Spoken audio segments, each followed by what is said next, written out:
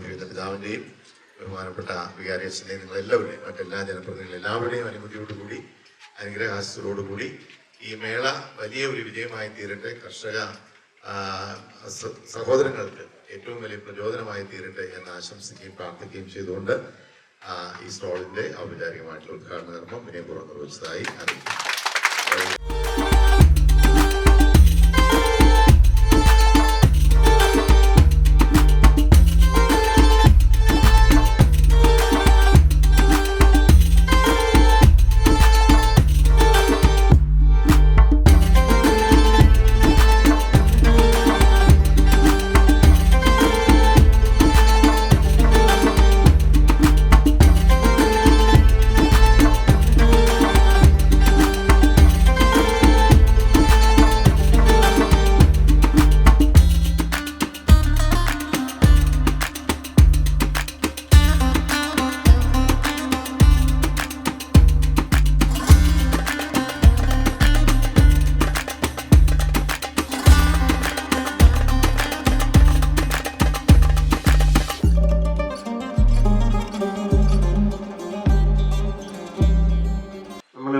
സംഘടിപ്പിച്ചിരിക്കുന്നതിൻ്റെ ലക്ഷ്യം നമുക്കെല്ലാം അറിയാവുന്നതാണ്.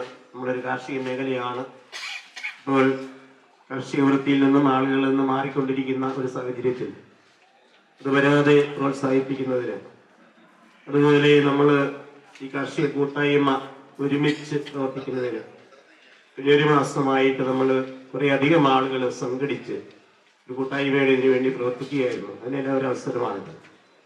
കഴിഞ്ഞ വർഷങ്ങളിലും നമ്മൾ നടത്തിയപ്പോൾ നമ്മൾ കർഷകരുടെ പ്രശ്നങ്ങളെ കുറിച്ച് ചർച്ച ചെയ്യുകയും അത് നമ്മൾ അധികാരികൾക്ക് കൊടുക്കുകയും എല്ലാം ചെയ്തിട്ടുള്ളതാണ്. എന്നിരുന്നാലും നമുക്കറിയാം, കേന്ദ്ര ഗവൺമെന്റും സംസ്ഥാന ഗവൺമെന്റും ഒന്നും കർഷകരുടെ കാര്യം ഒരു കാര്യമായിട്ട് പരിഗണിക്കുന്നില്ല. ഇന്നലെയും സംസ്ഥാന ബജറ്റായിരുന്നു കർഷകർക്ക് വേണ്ടി പ്രത്യേകിച്ചൊന്നും പ്രഖ്യാപിക്കുന്നതായിട്ട് നമ്മൾ കേട്ടില്ല. തരിശ് കണ്ടാൽ അരിശം വരുന്നവരെന്നാണ് പാലക്കാട് കൃഷിക്കാരെ കുറിച്ച് മറ്റുള്ളവർ പറയുന്നത്. എന്ന് പറഞ്ഞാൽ ഒരു സെന്റ് സ്ഥലം പോലും വെറുതെ കളയുകയില്ല. അവിടെയെല്ലാം നമ്മൾ കൃഷി ഇറക്കും. അങ്ങനെ നമ്മുടെ നാടിനെ സമ്പന്നമാക്കും. പള്ളിയോടത്ത് പള്ളിക്കൂടങ്ങൾ എന്ന് പറയുന്ന പോലെ തന്നെ പള്ളിയോടത്ത് ഇതുപോലുള്ള കാർഷിക വിഭവ മാർക്കറ്റിങ്ങും ഇന്ന് വന്നുകൊണ്ടിരിക്കുകയാണ്. പള്ളിയോട് ചേർന്നാണല്ലോ ഇവിടെ നമ്മൾ ഈ വലിയ വിഭവസമൃദ്ധമായ ഉൽപ്പന്നങ്ങള്, വിഭവങ്ങള്, ഭക്ഷ്യവസ്തുക്കളെല്ലാം ഇവിടെ എത്തിച്ചിരിക്കുന്നത്. പള്ളിയോട് ചേർന്ന് നിൽക്കുമ്പോൾ നമുക്ക് ബലമുണ്ടാകും. ഈ മുള്ളൂർ മേഖല എന്ന് പറയുന്നത് തികച്ചും ഒരു കാർഷിക മേഖലയാണ്. വലിയൊരു കുളിർമയാണ് കടന്നത്. ഈ കുളിർമ നിലനിർത്തി കാർഷിക മേഖലയെ ശക്തിപ്പെടുത്തി തന്നെ നമുക്ക് മുന്നോട്ട് പോകണം. അതായത് കർഷകർക്ക് വരുന്ന എല്ലാ ചെലവുകളും വെയ്റ്റഡ് ആവറേജ് കോസ്റ്റ് എല്ലാ ചെലവുകളും കണക്കാക്കും. അതോടൊപ്പം തന്നെ ഒരു കുടുംബം മുഴുവൻ, കർഷകരുടെ കുടുംബം, ഞാൻ കുടുംബം മിക്കവാറും ചെറുകിട കർഷകർക്ക് എല്ലാവരും കുടുംബം, ഭാര്യയും മക്കളും ഒക്കെ ജോലി ചെയ്യും. ഇപ്പൊ ഈ ഉൽപ്പന്നങ്ങളൊക്കെ ഉൽപ്പാദിപ്പിച്ചു കഴിഞ്ഞാൽ അത് വെട്ടി അല്ലെങ്കിൽ അത് ശേഖരിച്ചു കൊണ്ടുവരുന്നതിന് എല്ലാ കുടുംബാംഗങ്ങളും മുഴുവൻ ജോലി എടുക്കണം. അതൊന്നും ആരും കണക്ക് കൂട്ടാതെ നമ്മൾ കൃഷി ചെയ്യുന്ന സ്ഥലത്തിന് തറവാടുകളുണ്ട്.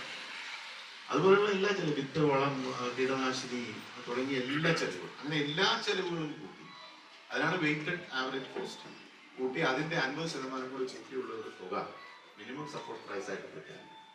കർഷകർ പറയുന്നത് വെറുതെ പ്രഖ്യാപനം പോരാ, പ്രഖ്യാപിച്ചത് നിന്ന് കൃത്യമാണ്. ഞങ്ങൾക്കത് നിയമപരമായിട്ട് സ്ഥാപിക്കും. പാർലമെന്റിൽ നിയമം കൊണ്ടുവന്ന് ഇതെല്ലാം കണക്കാക്കിയുള്ള ഒരു വിലയുടെ 50% കൂട്ടിയുള്ള തുക MSP ആയിട്ട് ഞങ്ങളുടെ ഉൽപ്പന്നങ്ങൾ 22 ഉൽപ്പന്നങ്ങളാണ് ഈ മിനിമം സപ്പോർട്ട് പ്രൈസിന്റെ ലിസ്റ്റിൽ വരുന്നത്. തോമസ് ഇഞ്ചിപ്പുരക്കൽ എല്ലാ തൊഴിൽ മേഖലയിലും പ്രാവീണ്യമുള്ള തൊഴിലാളിയെ ഏറ്റവും സ്നേഹത്തോടെ ഞങ്ങൾ ക്ഷണിക്കുന്നു. പിതാവ് മെമ്മന്റോ നൽകി ആദരിക്കുകയാണ്. എല്ലാവരും കൈയടിച്ച്. ചിത്രരചനയിലെ അതുല്യ പ്രതിഭയ്ക്ക് ആദരവ് വിഷ്ണു വിജി ആലയിൽ ഏറ്റവും സ്നേഹത്തോടെ ക്ഷണിക്കുന്നു. വിഷ്ണു വിജി ഇന്ന് രാവിലെ വരച്ച നമ്മുടെ ബിഷപ്പ് മാർ ജോസഫ് കല്ലറങ്ങാട്ടിന്റെ ചിത്രം ഇപ്പോൾ ബിഷപ്പിന് സമ്മാനിക്കുകയാണ്.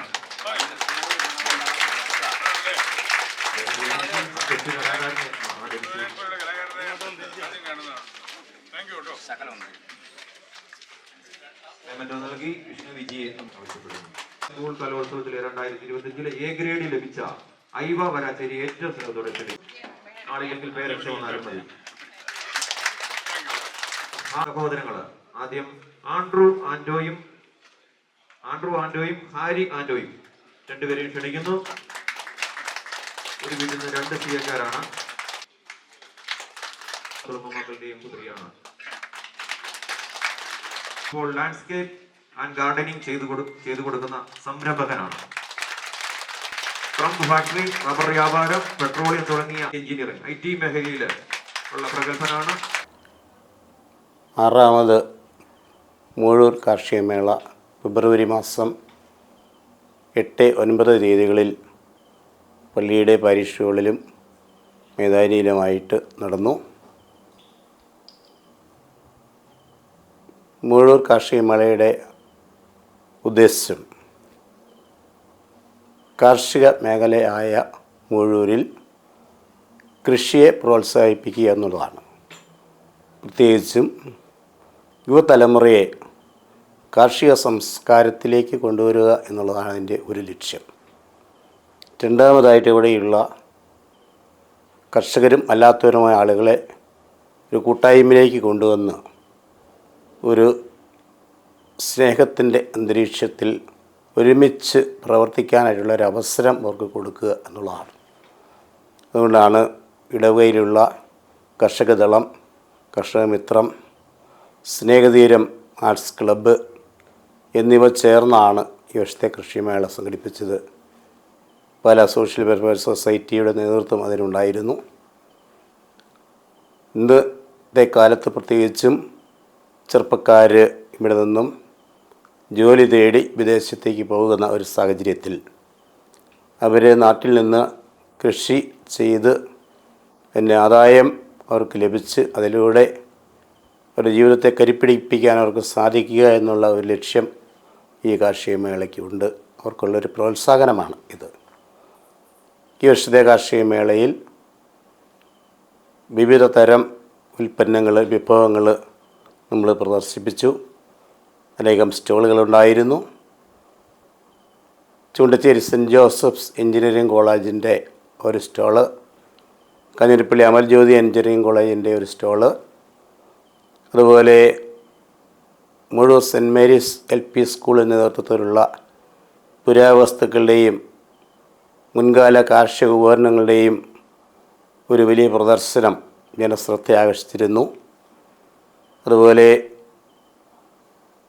വിവിധ രാഷ്ട്രീയ നേതാക്കൾ, പല രൂപതാധ്യക്ഷന്മാർ ജോസഫ് കല്ലറങ്ങാട്ടിന് പുറമെ അതിൽ പങ്കെടുത്തിരുന്നു.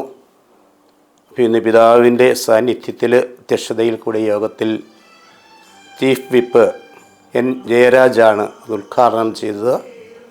Francis George MP, Chandy Oommen MLA, Mons Joseph MLA തുടങ്ങിയവരെല്ലാം അതിൽ സംബന്ധിച്ചിരുന്നു. അതുപോലെ മറ്റ് ജനപ്രതിനിധികളെല്ലാം സംബന്ധിച്ചിരുന്നു. അങ്ങനെ വലിയൊരു ജനസദസ്സും ജനപ്രതിനിധികളും രൂപതയിലെ അഭിനന്ദ പിതാവും വികാരി ജനറൽമാരുമെല്ലാം അതിൽ സംബന്ധിച്ച് ധാരാളം ആളുകൾ വന്ന് ഈ വർഷത്തെ ആ കൃഷിമേള വളരെ ഭംഗിയാക്കി വിജയിപ്പിച്ചു എന്നുള്ളതിൽ ഞങ്ങൾക്കൊത്തിരി ചരിതാർത്ഥ്യം ഉണ്ടെന്നുള്ള കാര്യം പ്രത്യേകമായിട്ട് ഈ അവസരത്തിൽ അനുസ്മരിക്കുകയാണ്. ഇതിൽ സംബന്ധിച്ച അതുപോലെ ഇതിനുവേണ്ടി പ്രയത്നിച്ച എല്ലാവർക്കും ഈ അവസരത്തിൽ ഞാൻ നന്ദി അർപ്പിക്കുകയാണ്. വരും വർഷങ്ങളിലും മുഴുവൻ കാർഷികമേള ഇതുപോലെ വലിയൊരു വിജയമായിട്ട് വലിയൊരു സഹകരണത്തോടു കൂടി മുന്നോട്ട് പോകും എന്ന് ഞാൻ ഈ അവസരത്തിൽ പ്രതീക്ഷിക്കുകയും ചെയ്യുകയാണ്.